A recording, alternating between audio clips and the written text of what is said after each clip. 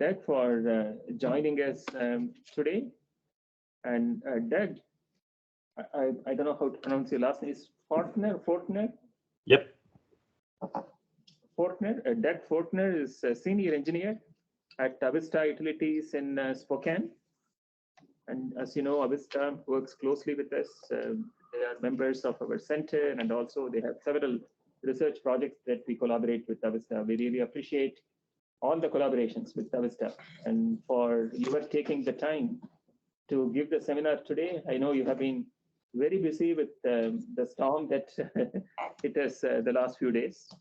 So throughout Doug's career, he has worked in a variety of areas, including dams, safety, natural gas engineering, electric network operations. His most recent role is in designing and managing Avista's wildfire predictive modeling and assessing risk across Avista's transmission and distribution systems. I should point out that he's a graduate of Gonzaga, Gozax, with a degree in civil engineering, and has taught multiple engineering classes over the years at Gonzaga. And we hope you will be collaborating with us also in WSU.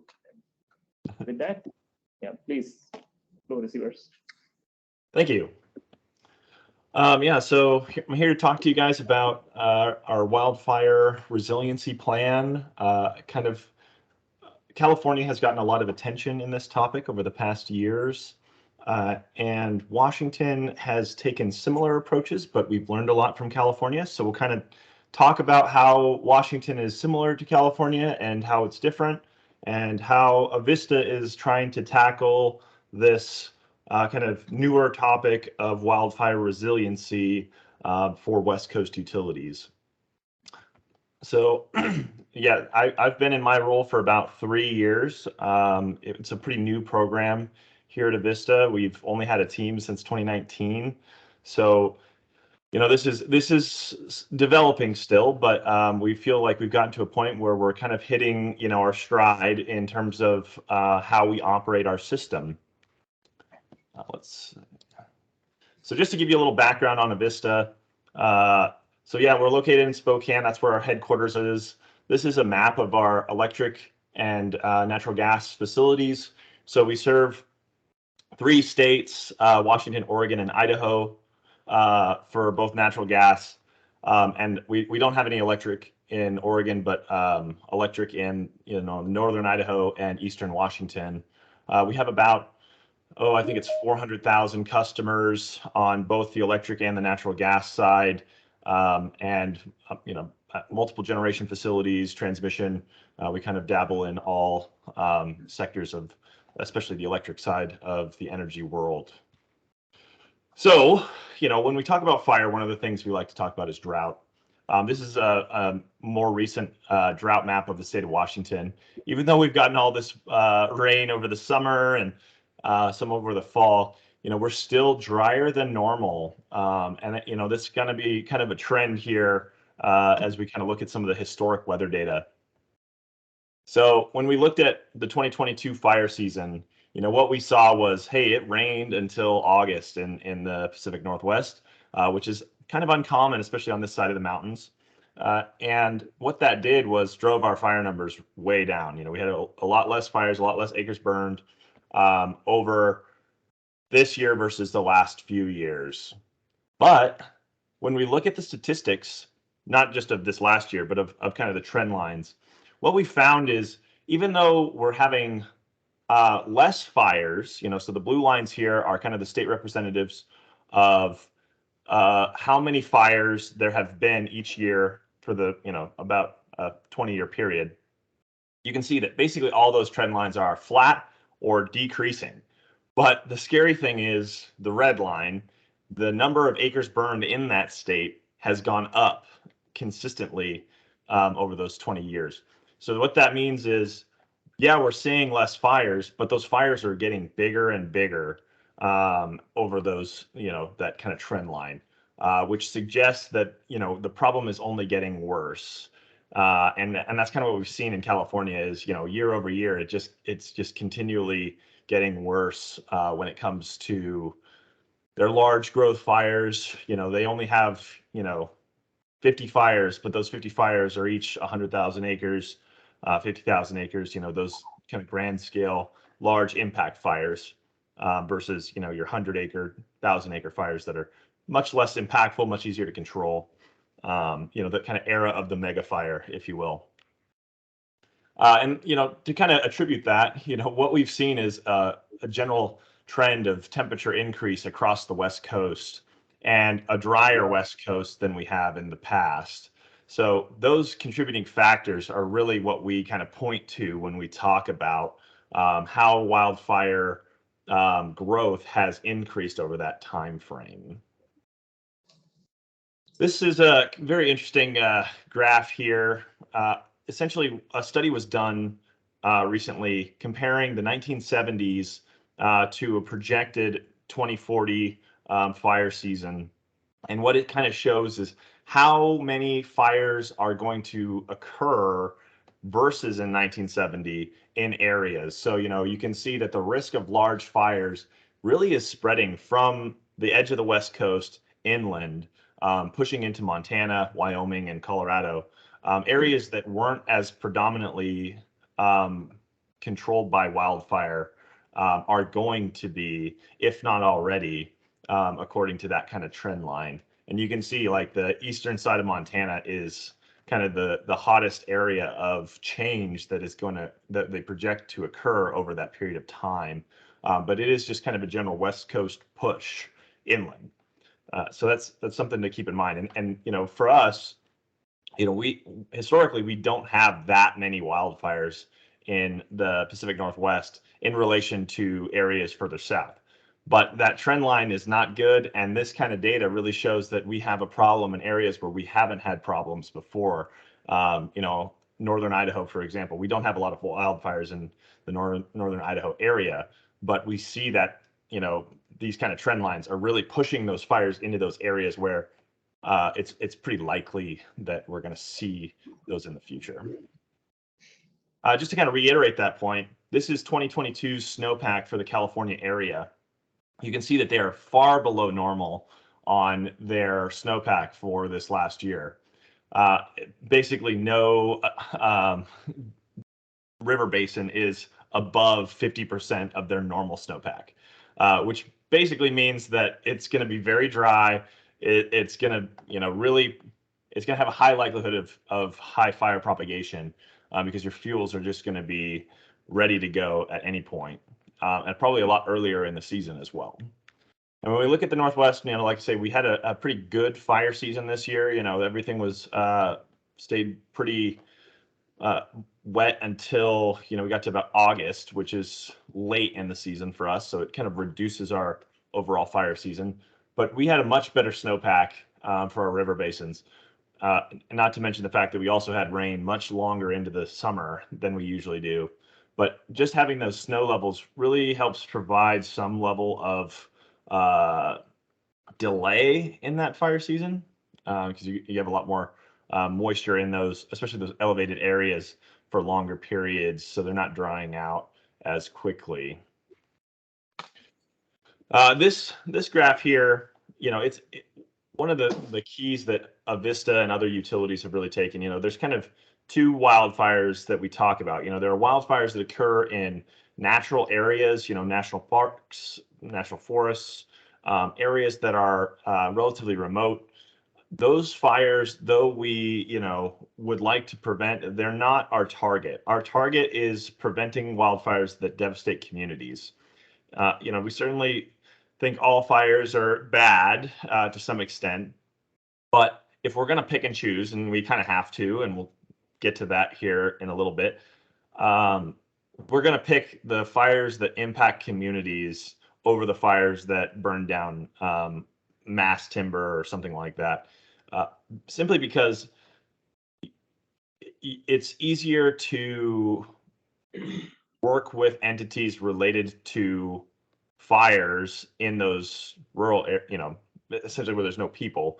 But when we're talking about preventing loss of life, preventing injury, saving structures, the fire game changes dramatically. The things you can do change, running aircraft and the way you fight fires, the way you have to evacuate people and ensure they've been evacuated, some of those things. And it changes the dynamics of how fires are fought.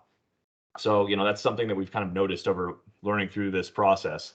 And, just another note on that, we don't consider ourselves to be fire experts. We're relying on folks in, Washington DNR, the U.S. Forest Service to provide us with the fire expert information. And then we consume that information in relation to our infrastructure and what we know about our risk so that we can rely on those experts to work through what our risk actually is. And then another portion of this graph here kind of shows the number of wildfires in 2021, which was a pretty dry year. And you can see that essentially, aside from, some of the Southeast, the West Coast is really where, most of this kind of topic occurs. Definitely California, pushing into Southern Oregon, and even Northern Oregon a little bit, and definitely in all of Washington. We're actually seeing fires on the west side of the Cascades as well these days that, kind of catches a lot of people by surprise. Because we always think of Seattle area as very rainy, but when they go without rain for a month and a half, the fuels there are just prime for wildfire. I'll stop there. That's kind of the first part of my presentation, just kind of an overview of the climate in the Northwest in kind of relation to California. Any questions up until this point? If you go back to the projection about 2040, the one you had, so it seemed like the Avista territory is in a better, shape compared to the neighbors in the state. Wouldn't you say that? Yeah, so part of that, so you can see there's a little hole in, it's actually the Pullman area, kind of moving towards Othello and the Tri-Cities. One of the things that it's kind of, I don't know exactly whether it's a good or a bad thing, but wildfire agencies tend to remove farmland from the wildfire risk areas. So that gap there really represents kind of the ag land of the state, and the reason they do that is because the probability of wildfire is decreased in those areas because farmers, they cut their crop, during fire season. So, your risk goes way down after that crop's been cut, some of those things. But it's one of those, like, if it's still possible. So I will preface with that, and you'll see in other graphs that, like, the ag lands have kind of been cut out of the wildfire risk, and that comes from those experts. But yeah, and everything in the northern Idaho and northern Washington areas are really where our concerns are from a risk perspective. One of the things that we'll talk about here in a minute is we really start with the outage when it comes to our risk. And, we are trying to look at our impacts in relation to other wildfires, but in terms of what we can do about it, it's pretty limited when a fire just burns into our structures. But we can do something to prevent or reduce our risk from our facilities causing wildfires. And in those areas, it's typically trees that we're talking about. So areas like the Palouse have a lower threshold of risk simply because there's just not a lot of trees per mile of conductor, essentially, in those areas. Thank you. Thank you. Any other questions up until this point?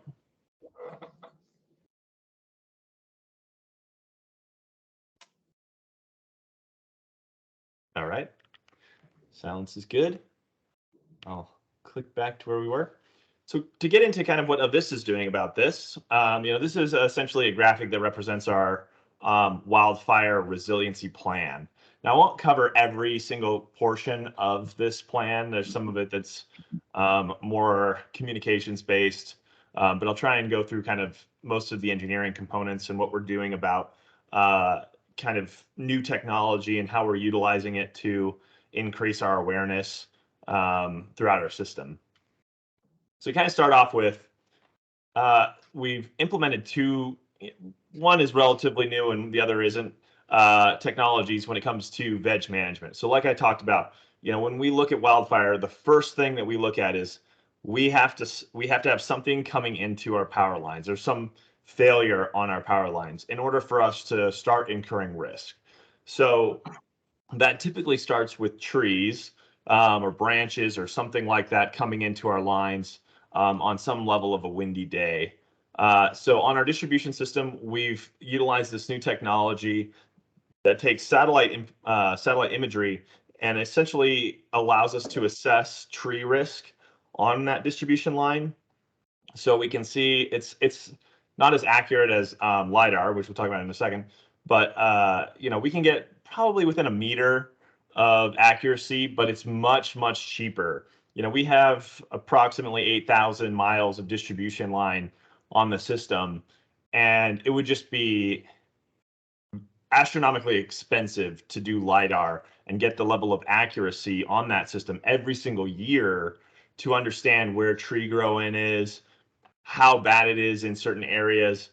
Whereas with the satellite data, we can get regular pictures at basically quarter increments and see how trees are growing, how they're incurring into our lines. We can actually even, with technology called near visible infrared, they can see if a tree is dying because of its reflection of infrared radiation. It essentially, as they photosynthesize, if a tree is dying, it will reflect more infrared radiation than if it's healthy. So they can measure that tree over time and say, oh, this tree has dropped 10% in its reflection or increased 10% in its reflection. So this tree is, having problems. And with that technology, we can actually go out and address trees as well before they're falling over, and hopefully reduce our total outage count and prevent some of these, events that we're talking about, these crashes into our facilities. And on the LiDAR side, we do that on transmission. So one of the things about transmission that's nice is we have big, wide, right of ways, so typically they're between 50 and 100 feet wide. But with LiDAR, it's one linear path, so it's a little bit cheaper than, our distribution systems, which are a big web of conductor. And they can get very accurate information that allows us to see, line blowout, from the wind, and see if a tree can impact that line when it's, full press to one side or the other.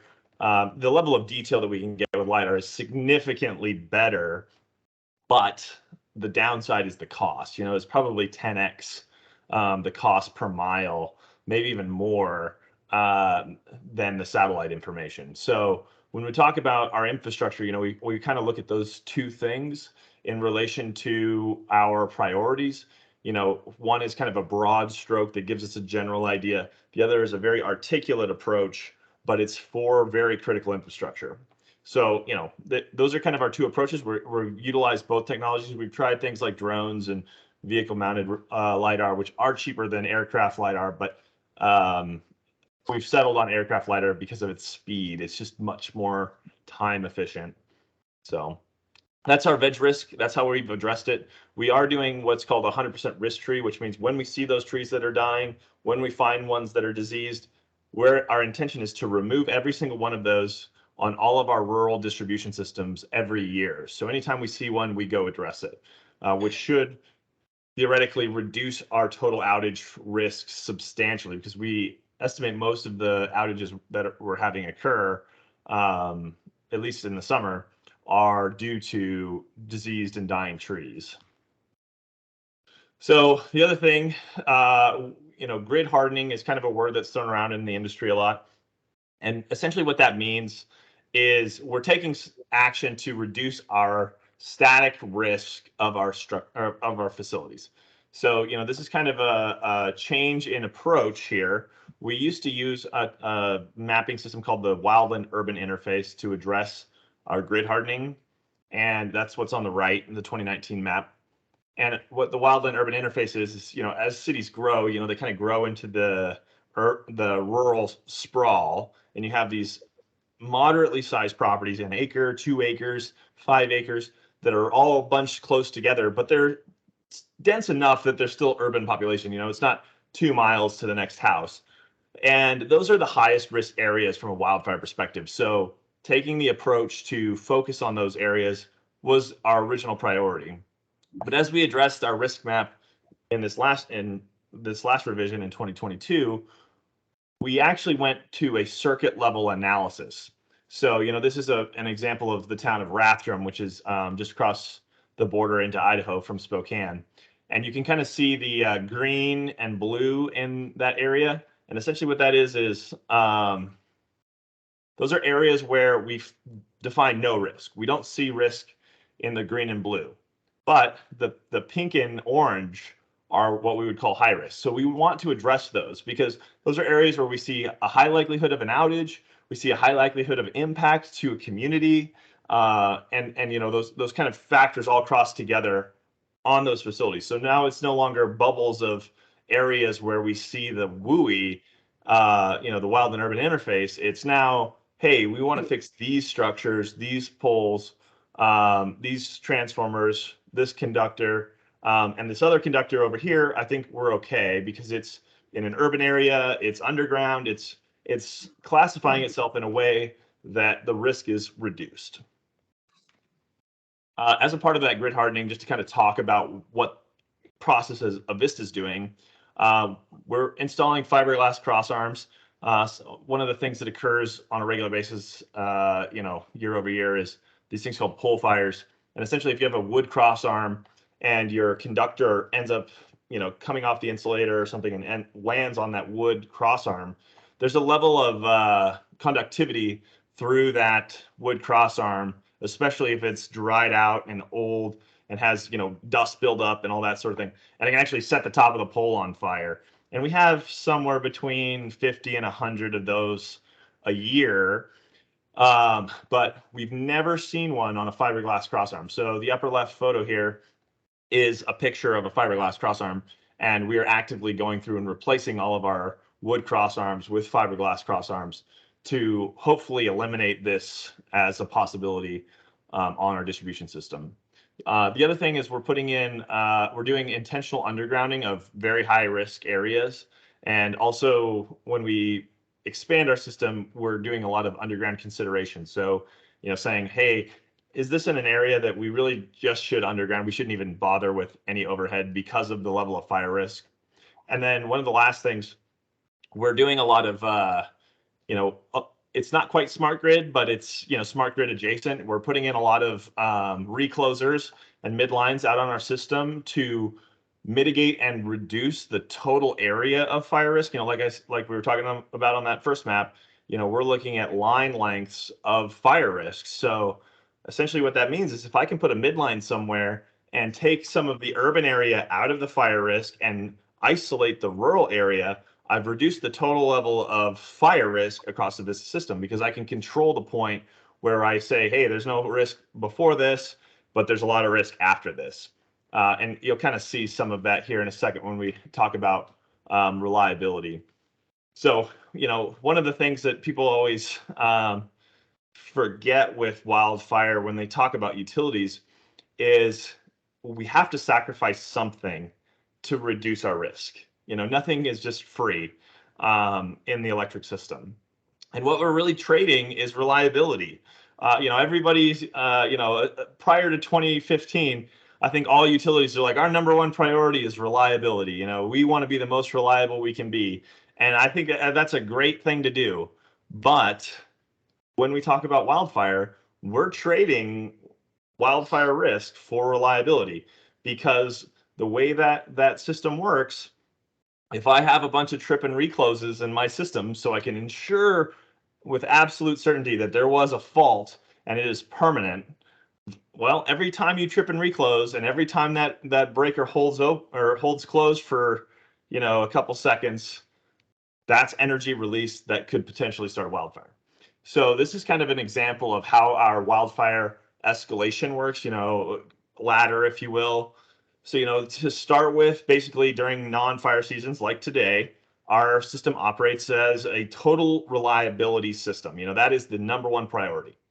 And whatever the settings are on any particular distribution system, that's what they are during probably 70% of the year. As we enter the summer months, we're basically monitoring the drought conditions. That's kind of our entry point. Once we hit a certain threshold of drought across office areas, so the Palouse would be an example, we take that office area and we say, okay, we're going to enter dryland mode. It's essentially a summer month operation mode. And there's still a level of reliability. There's still a trip and reclose. It's still a fuse blowing scheme, if you guys are familiar with that concept. So the intention is to isolate the outage to a lateral, sectionalize it. But it's a mode that we run for between 2 and 4 months, depending on the year. This year, we were only in it for about 2.5 months. I think that's one of the shorter time frames that we've been in it. But the year before, we were in it from about June 15th till almost November 1st. So it varies year over year, and it's really based on how much precipitation we've had and are having during those summer months. And then as we look at weather forecasts, and that's really where I come in to this picture. As we look at weather forecasts, we are trying to isolate the days where our fire risk is so much higher than the normal, right? Every day that we're operating our system in the summer, there's some level of fire risk. And we're willing to accept that. And then that's what dryland mode does. It says, okay, we're going to trade a little bit of reliability, just a very small amount, for some fire risk. But we don't want to set our system in an operation mode that is so sensitive that anytime anything happens on the system, we have 1,000 customers out. That's really the trade, right? And when we start to talk about the elevated and extreme dryland modes, that's what they're doing. So they're an instantaneous trip. So they're tripping in 2 or 3 cycles. And in the elevated mode, it's a trip and reclose on 2 instantaneous. And then in the extreme mode, there is no trip and reclose. It is a single trip on an instantaneous. And you can see that the fault energies here, those are just based on the time of that breaker being closed during that fault, right? So the time is reduced to represent that total energy. And then obviously the last, and this is the prime example of trading reliability for fire risk. If we see this catastrophic summer storm coming, and we just know, statistics say everything's going to be on the ground, this is going to be a disaster, we have the option to de-energize systems in preparation for that risk. And I mean, that, like I say, that is the pure trade. We are saying, okay, we're taking reliability so that we don't start a fire, because now we have zero risk of fire, but we also have, customers totally out of power on our choice, right? We've decided that they're going to lose power because the risk is so high. And it's certainly not, California has implemented a lot of what they call PSPS, public safety power shutoffs. And that's what this is, de-energization. And our take on it is, this is an extreme tool that we will use under extreme circumstances, but it is not the first tool we'll reach for when it comes to reducing our fire risk. We would much rather escalate through this ladder prior to going to that de-energization, because it has impacts that are far outreaching any of these other modes. If in an extreme setting, extreme dryland mode, we have a trip, what that means is something happened on the system. There was a tree that fell in the line, and that was, an act of nature, kind of event. And there was actually an incursion on the facility. And we didn't make that choice. The wind and the situation made that choice. Whereas a de-energization, nothing might happen. It's possible that, the system is totally fine, and when we go back to put it in, we didn't find a single thing wrong. And all those people were out without water, without the ability to basically live in their homes for whatever period of time that facility was de-energized. So that's kind of our concerns with that process. And like I say, it's not to say that we won't go down that road someday, but it is something that we take very seriously. when it comes to going down that road to mitigate our fire risk. This is an example of our daily forecasts. So this is, I believe it's July of 2021. But essentially what it's doing is forecasting every day's risk, and our threshold points kind of are escalated by that ladder. So this is telling our operations team, hey, during this level, you know, 6.6, for example, here's where we want to be on that ladder. You know, we want to trade a little bit of risk for reliability in order to reduce that potential outcome. And you can see most days we don't. You know, when we're in the moderate or low categories, we're comfortable with that risk in a dryland mode setting. When we're outside of those risk thresholds, when we start getting these, you know, oranges and reds, that's when we start to see times when we want to escalate that ladder and go up into those elevated and extreme modes to start trading that fire risk for reliability. We are doing this on an hourly basis. So what that allows us to do is isolate that time window to as short as possible. Again, you know, we don't want to be in that mode for days and days and days. We'd really like to stay in that elevated or extreme dryland mode for as short a window as possible. So having that hourly forecast allows us to say, okay, we're going to go in at 11 today and we're going to come out at 5 p.m. And, you know, if something happens in between, we'll deal with that. But if we can isolate that window to when the wind and humidity levels are at their prime, we can essentially ensure that we're reducing our total risk of starting that fire and having that fire propagate, but maintain reliability outside those windows as much as possible. You know, this is a similar map to the one we looked at on Rathdrum, and this is just kind of showing you, you know, kind of like I mentioned with the Palouse, where our fire risks exist on a static basis across Avista's system. So the blue here is transmission. We treat transmission a little bit differently because we can't do the same protection actions on the transmission system. But the colors other than blue are our risk tiers associated with our distribution system. So you can see, like I say, there's very little risk in the farmland, and part of that is because of the level of trees associated with those distribution facilities. There's just not as many tree-related outages in those areas, and there's just not as many trees. So, you know, the risk is lower because of that. But as we move into the Colville and Idaho areas where we see, you know, a lot more ponderosa pine per mile, those risks increase. And then we also factor in essentially how close those facilities are to communities that are of impact from a wildfire. So that's why you can see around Spokane is, you know, higher risk. Around Coeur d'Alene, higher risk. Inside those towns, though, we're able to say, okay, this is an urban area. The likelihood of a wildfire starting is very low, almost zero.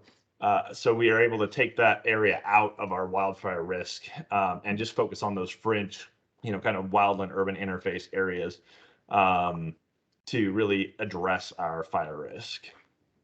So again, I'll stop there and happy to answer any questions. So I have a question. Yeah. So you said that when you find that some trees are ill or they are dying, so you trim them off. So is there any limitation or restriction on how many trees you can cut off or something like that from the government? Yeah, so the way it works, so, you know, our right-of-ways on our distribution systems are relatively narrow, but if there's a tree that's outside of our right-of-way that's posing an imminent threat, we're able to remove it. So again, if it's a dead, dying, or diseased tree and it's outside the right-of-way, we essentially have the right to protect our facilities. So we're able to remove that tree. Now, green trees are a different story. We can't, unless the homeowner or property owner says, hey, yeah, I don't need that tree, you know, you can take it out. We're not actively replacing those trees outside the right-of-way. Inside the right-of-way is a different story. You know, we're very focused on trees. You know, we even have a program called Right Tree, Right Place. So, you know, if you're growing a ponderosa pine underneath our distribution system, we're probably going to come in and say, hey, this tree's got to go. We're happy to give you this other tree that won't ever get us tall enough to impact our lines, but we can't have a 100-foot tall ponderosa pine growing through our facilities. But yeah, so those trees outside the right of way, if they're classified as dead, dying, and diseased by an arborist, we're able to say, hey, we're gonna just take this because it's gonna be a problem for us later, and it's a point of negligence if we don't. So, or it can be a point of negligence if we don't, and we know about it. So that's kind of how we approach it. We do trim the right of way otherwise, so if trees are outside, they're green and healthy, we trim them so that the clearances are adequate to reduce that wildfire risk. But other than that, we don't tend to seek removal of trees within any sort of distance of the right of way, other than those dead, dying, and diseased trees. Sure. Thank you. Any other questions?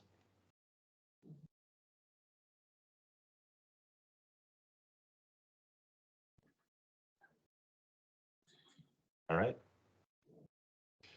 So just to kind of talk, again about the lessons learned over this last year. This was the first year we actually implemented any of those, ladder progressions that we talked about. We had talked about it years prior. We had it set up, but we never hit a threshold where we actually took action. So, there's some kind of good lessons learned from this. As you can see here, we were kind of talking about when we entered dryland mode. This year we entered it right, I believe it was like July 30th or something like that. It was right around August 1st that we ended up entering dryland mode. And a lot of that was due to the fact that it rained every other day from, May to August, essentially. But that was pretty typical. We tend to enter dryland mode sometime in July. Although 2021 was one of the driest summers on record for the inland Northwest. And we did enter it at essentially in mid-June, which was very early for us. And like I say, so we were able to,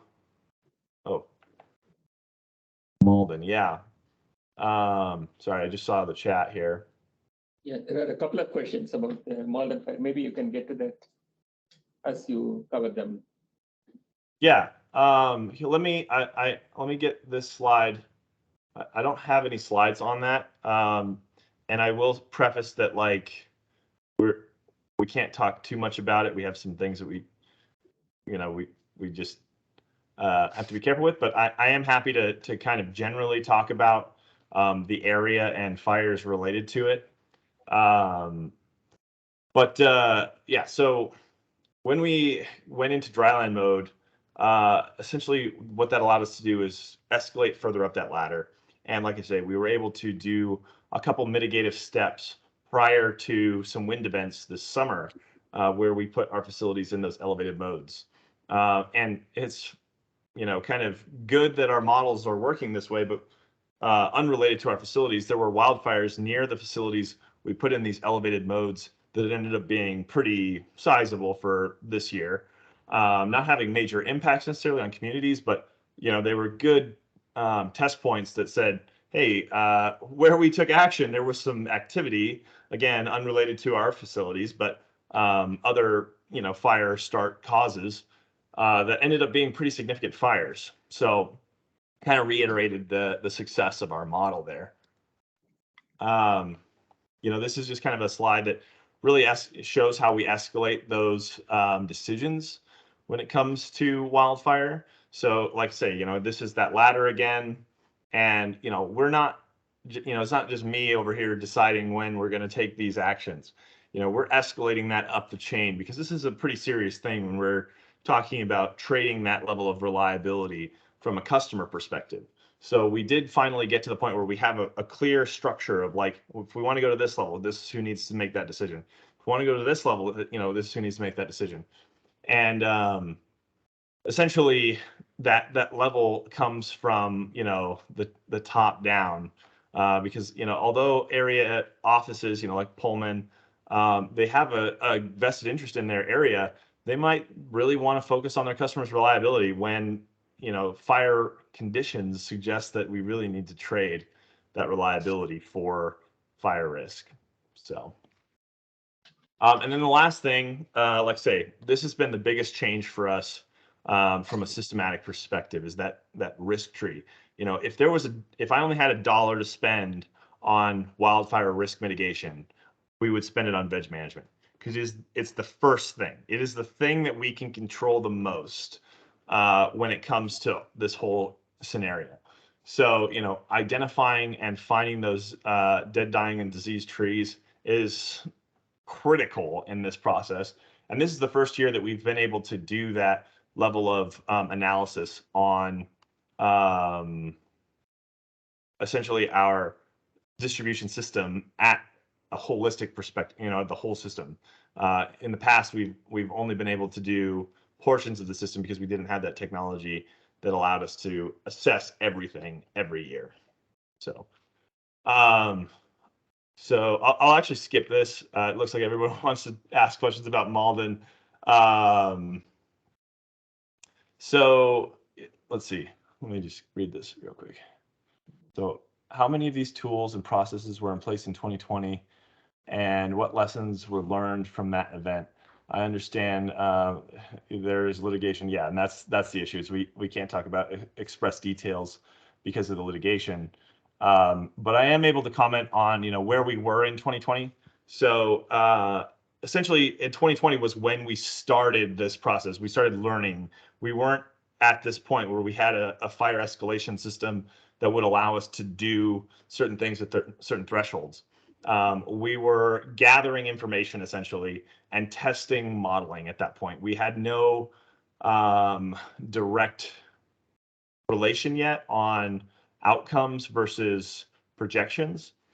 So our level of clarity today is significantly better than it was in 2020. You know, when I say we started in 2019, we started like November of 2019. So we hadn't even been a wildfire group for a whole year up until that point. And there were certainly a lot of lessons learned from that event and subsequent events on that day, you know,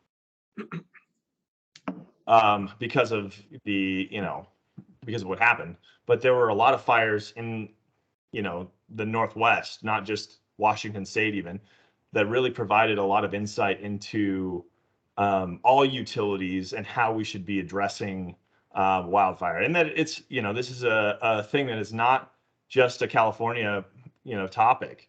You know, that was one of the biggest things, was like, this is why we're doing this. This is the kinds of days that we need to be taking action on in the future. And that probably was one of the biggest things, was like, hey, this, you know, we can forecast and predict these events, you know, days in advance, and take action to mitigate some level of risk. We will never, and on this is the unfortunate thing, like, we can't prevent everything from happening. Like, there's always going to be a level of risk that exists. Otherwise, you know, we just won't have electricity, which I don't think is an adequate solution. But anyway, so that, hopefully that kind of answers your first question. Like I say, the specifics around that, I'd like to avoid, just from that litigious perspective. But you can talk about Malden fire and what drove that. Follow-up question, which is more specific from Brent, on whether you can use LiDAR to look for other things other than the trees that you talked about. Yeah, so we can. In the LiDAR example, we're actually getting like very high resolution imagery. I think it's like 8K images that allow us to see broken cross arms and insulators. You can even see, you know, bad connections on wire. And that's a manual process. So they're able to go through and view those images and see structural defects on our facilities unrelated to the tree issue. Now, I will say though, so that LiDAR is only occurring on the transmission system. And the reason for that, like I say, is its criticality in terms of its total purpose. It's not just for fire. We've done in transmission inspections via aircraft for probably 30 or 40 years, either by a human getting in a helicopter and going and inspecting our transmission systems, or by having somebody just patrolling literally on foot to see, what's out there. Now, having said that, on the distribution system, we're not able to get that level of granularity from the satellite imagery, but we are taking, we have a lot of, kind of through the grid hardening and other programs, we have systematic approaches to improve the health of our system. But, like I say, the majority of our issues aren't related to our equipment. It happens, certainly it happens here and there, but probably, I don't know what the exact number is, but it's probably in the 90 to 95% of our outages are unrelated to the equipment condition. They're either animal or they're tree incursions. So, and those are a little bit more difficult to address with that level of granularity, because other than, like I say, the dead, dying, and diseased trees. So, I don't know, did that answer for example? Yeah, I'm not sure if you want to comment about that. So maybe you can move on. Yeah, and I don't know the specifics about the junk cars. And I probably shouldn't comment on that component. I will say, just because it's been publicly produced, there's a report on that fire, and in that report it identifies the tree as what's called a codominant tree, where you have two trunks that grow out of one. It's one of those that that's technically not a disease.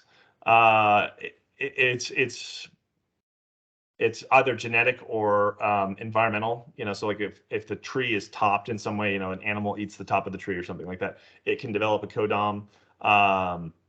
But there are a lot of, they're very common actually.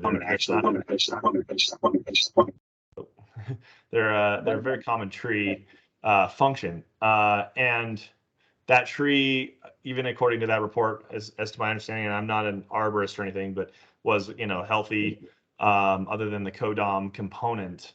So, but like I say, I think that all is public in that report, and I don't know where that is, but it was produced by the DNR. If you're interested in some more information related to that. And that is, kind of what caused that incursion into that line on that day, was that tree coming down. So, that's another example of, it's not usually our equipment failing. It's usually something coming into our lines that causes that issue. Brent, if you like to mute yourself, please go ahead. And if you have a follow-up question, you can directly ask.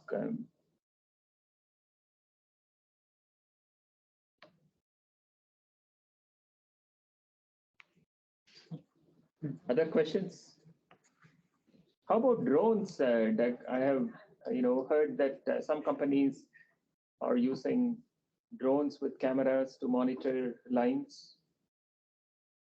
Yeah, so we've looked at drones. The cost is a little bit prohibitive at the moment on, basically hiring, pilot to do that level of inspection, because you can get LiDAR data from a drone.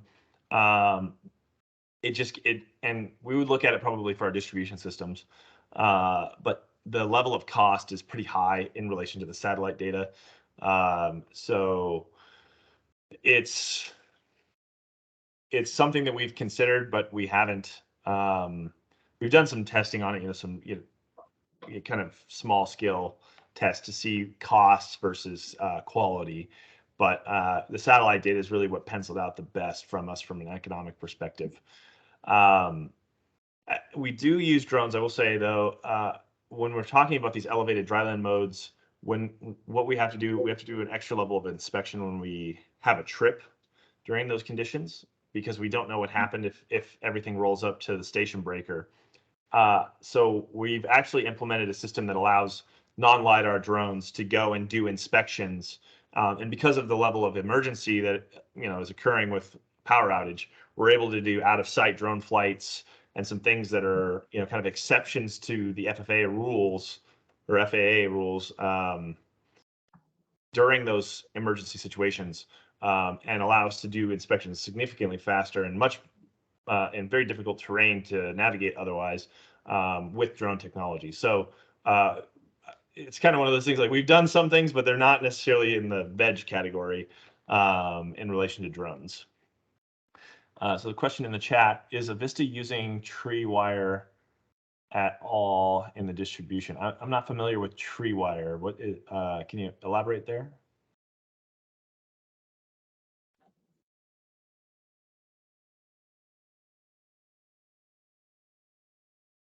Hopefully Brent will expand on Yeah, it. can you hear me okay? Yeah. Yes. Okay. Hi, Doug. Thanks for the presentation. Treewire is the most common brand name is Hendrix, but it's essentially, instead of bare conductor, it's a covered, jacketed wire, often on a like trapezoidal kind of spacer frame. It's not, it's not cable. It's not fully insulated to 150% of rating or whatever, but it has a jacket on it. So if it makes contact or brushes trees, you get a little bit of extra. Protection engineers like myself hate tree wire because it falls on the ground and you don't get any fault current. It can be extremely dangerous and hazardous to the public, but it can really improve reliability and reduce wildfire from contact. It's just a disaster when it's down conductor. I just didn't know if you guys used any of that or not. We don't. And yeah, so we've looked at covered conductor. I'm sorry, I've never heard the tree wire term. Apologies on that.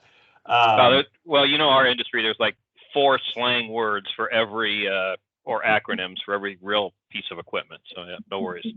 Yeah. So we have looked at covered conductor because some other utilities are going down that road. And this is actually something that we haven't finalized this research yet, but it's something that's on it's one of our next steps. But we're going to take, so we talked about this protection ladder that we're escalating through. We want to ensure that not just that the fault energy is reduced, but the actual probability of ignition is reduced, and understand the statistics related to it. And one of the concepts that we're trying to explore is the proximity of the fault occurring to the ground. Because what we tend to see is, when a tree impacts a power line, there's arcs and sparks and stuff that occur 40 feet up in the air.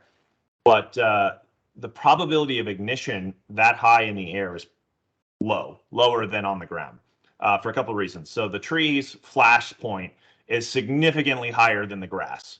And the other part is the arcs and sparks have a significant thermal barrier to cross before they get to the ground. So you have a piece of molten metal come off that conductor or something like that. By the time it hits the ground, the question is it hot enough and big enough to ignite the fuels down low?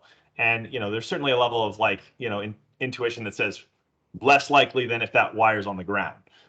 So that's kind of been the reason we've avoided the tree wire covered conductors, because we've seen a little bit of it with the covered conductor. Again, we don't have any in our system, but in other systems, that they aren't preventing fires because of what you're talking about. They're not tripping. So when you have an arc flash or something within inches of very flashy fuels, you're certainly going to start a fire. And you're reducing your arc and outage potential up 40 feet in the air, but that might not be where you're actually starting the majority of your fires. It might be, and this is really the concept, is is the fire that's occurring on the trip, or is it occurring on the reclose? And when that reclose happens, that wire's on the ground, and that flash is what causes that fire. So that's kind of some of the mechanics, that we're trying to investigate. But that's one of the reasons that we've avoided that covered conductor. We would rather, at that point, just underground the system if we were going to go to that extent. So. Okay, that makes perfect sense. Maybe follow on to that, expulsion fuses or non-expulsion fuses, current limiting fuses. There's a lot of utilities are trying to move away from expulsion fuses because they're concerned about that fireball coming out the end of a fuse barrel. But Yep. to your exact point, that yes, there might be arcs and sparks, but they have 40 feet to fall before they land on something. So can you comment at all about what Avista is doing with expulsion fuses or ELF current limiting and those kinds of things? Yeah, and I'm not a protection guy, so I don't know the exact right answer. So apologies ahead of time. But yeah, I think that kind of same concept is something that we are still on that fence with. We haven't switched away from them, the expulsion fuses entirely.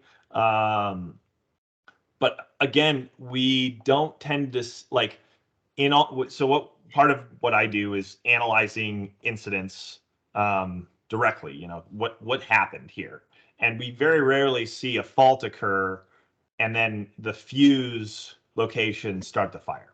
In fact, I've never seen that. I'm not saying it's never happened, but you know, again, to that point, statistically from what we've seen, it's not the problem.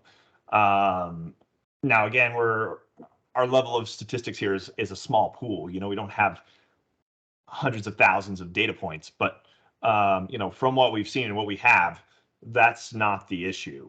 The issue is much more oriented towards that crash. And even temporary outages, you know, we don't tend to see a lot of fires related to temporary outages across our system either, which again suggests that there's a level of lack of probability of ignition if the wire doesn't drop. So, and again, that's something that we don't have enough data on to really make a concrete statement, but it's something that we want to get to. We want to get there so we can say the probability of that conductor, you know, 40 feet up in the air, having a fire start on a temporary outage or any other kind of, you know, explosive event is X, and it's, you know, 10 times higher if it falls to the ground, or, you know, whatever that X number is, so that we can communicate that both to our regulators, our communities, and the people that are, you know, around our facilities, so they can understand what our real goals are.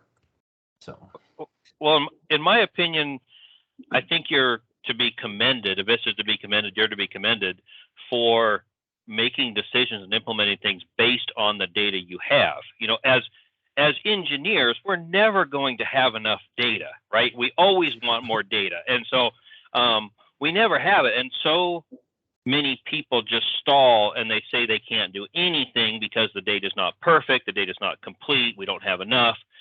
So I think you'd be commended the fact that you, and then the other thing I think that happens in the industry is people are so desperate to implement a solution that they buy something not based on data at all. So for example, what we're just talking about, I work with utilities who are spending literally millions of dollars to replace all the fuses in their system because they saw a sales presentation and a couple slick flyers and they think that expulsion fuses are the problem and they're going to replace them all. It's not a data-driven solution at all. But yeah, so I think you're to be commended for the fact that you're doing data-driven solutions, even though you may not have the perfect data set. I think that's admirable. well, thank you. We try. Yeah, well summarized, Brent. Thank you. Other questions from the room? We have time for that. Do you have a few minutes to stay along to answer questions, Ted? Yeah. Oh, okay. Yeah, please go ahead. So yeah, I just have a question from the planning perspective. So as a utility, do you also plan for some restorative actions along with the preventive actions, or a combination of both? For instance, if you're hardening some sections of the lines, would it be more feasible considering your budget constraint to probably install more switches, or maybe island a part of grid intentionally? How would you analyze all of these different options, considering all of these events are probabilistic? Yeah, that's a great question. And yeah, so the answer is yes, we do. So let me go back.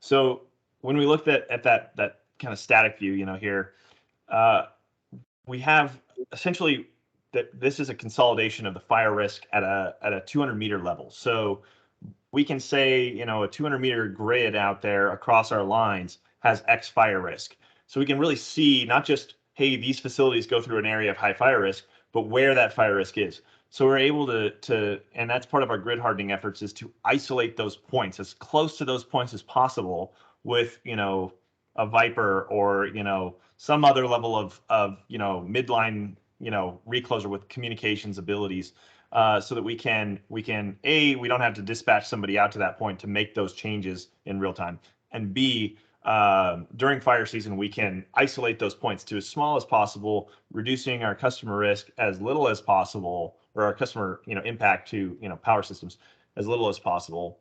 And then, like you say, what it does from, the back end is there's less customers, there's less line to inspect. Now, there's a cost limitation here. We can't do, we can't swap fuses out for midlines at that rate, right? There's just, it's so expensive. But even that to that point, right? We can address putting fuses in certain locations to try and isolate, certain fuses during non-elevated components, if we're in a normal dry line mode or otherwise, to try and mitigate some of that risk back to an isolated point. And then we do a lot of planning and, kind of, what's the right word? Kind of desktop walkthroughs of outage scenarios, because we really, again, back to the data stuff, we don't have a lot of examples of us going into these systems to know what it looks like when we have problems, but we know hypothetically what the protection is going to do in those scenarios. So we're able to say, okay, if this happens, we're going to do this, this, this, and this, and it's going to take this long, and customers are going to be out for this much more than they normally would. And there is a level of that, right? We're talking about, like I say, we're trading reliability. So we're aware that if we put a feeder in this setting and it trips out, we're adding 12 hours or 8 hours or whatever that timeline is to the outage on top of whatever the fix is for some of those customers. And that's the trade-off. And good, bad, and different. That's the route we've gone. And I think it's good. I think it's a responsible thing to do. To take that trade, but it does have a cost, I guess, is the point. So yeah, we certainly have a strong intention to restore power quickly, rather than just worrying about the preemptive side of it. I have a couple of questions if you have time left. Yeah. On the electrical side, for planning studies, we typically use like 10-year model of what the system would be in 10 years. We come up with a model to use it for the planning study. So do you have something like that for the kind of studies that you are pursuing for the resilience side? Yeah, so we don't do like load growth assessments in our wildfire modeling, but we do.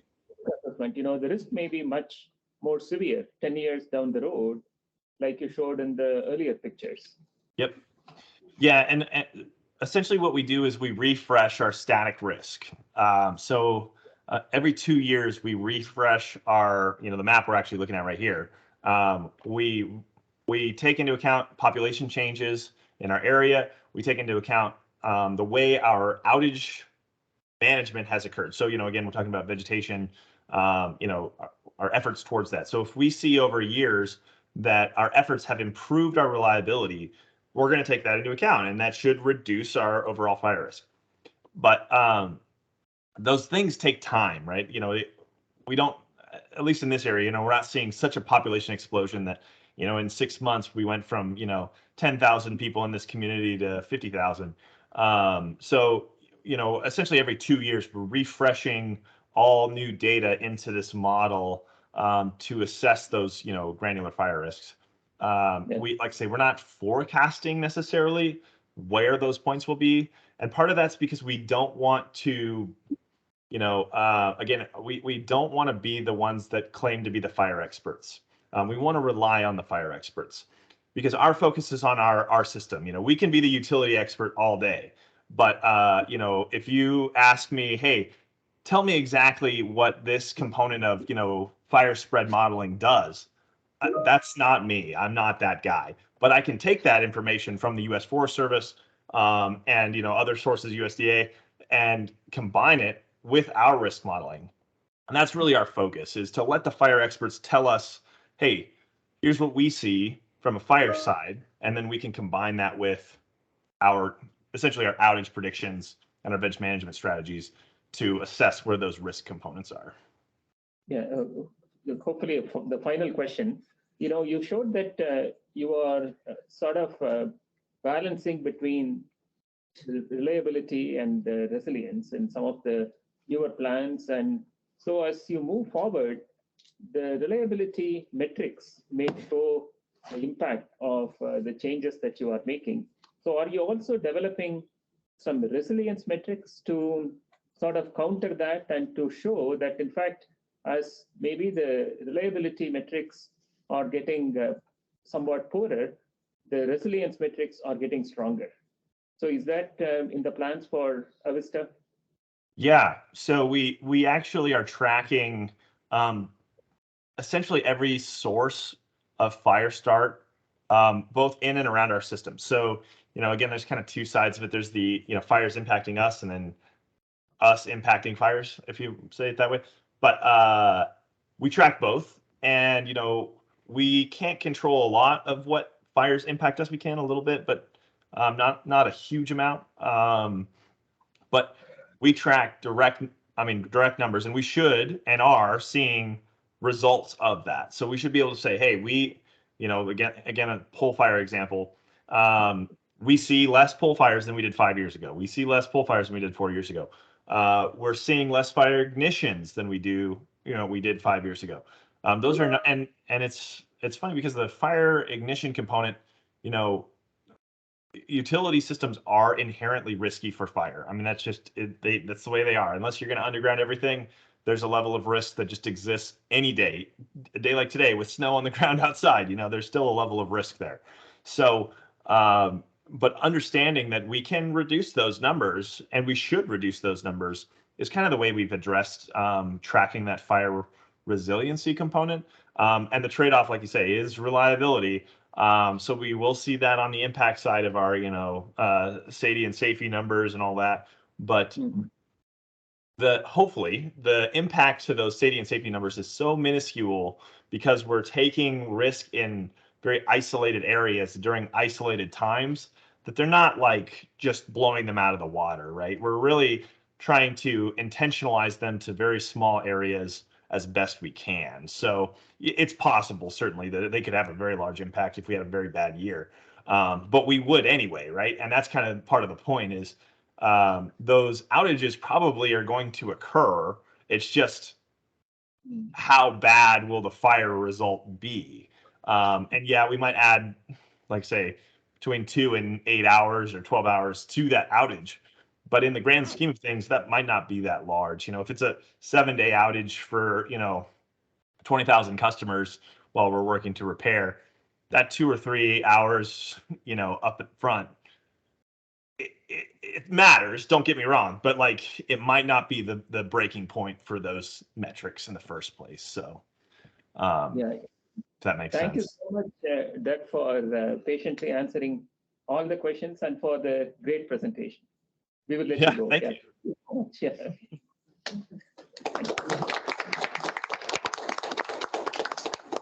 Thank you. Have a great day, everyone.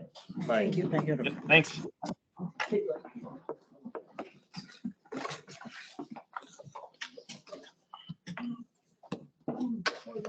I should tell Darlene that we can see all her messages.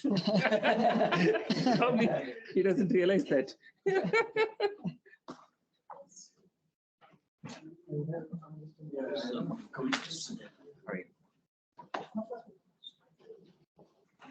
You know, the reason we